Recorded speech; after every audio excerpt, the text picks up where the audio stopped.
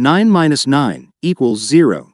And again, inside the parentheses, 9 minus 9 also equals 0.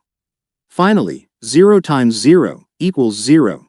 But this answer is not correct, because we did not follow the order of operations, which is one of the most important rules in mathematics. The order of operations is commonly known as PEMDAS.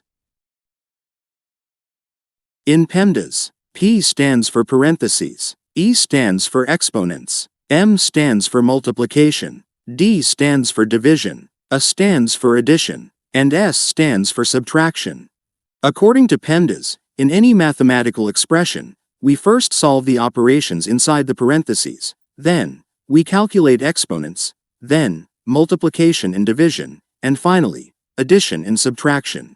Remember that multiplication and division have equal priority. Therefore, in any expression that contains both multiplication and division, we move from left to right and perform whichever operation appears first. The same rule also applies to addition and subtraction. So, we solve them from left to right. Now that we understand the order of operations, let's solve the problem from the beginning of the video. But before we do, please like this video, subscribe to the channel, and if you have any questions, leave them in the comments. The expression is 9 minus 9 times open parenthesis, 9 minus 9, close parenthesis.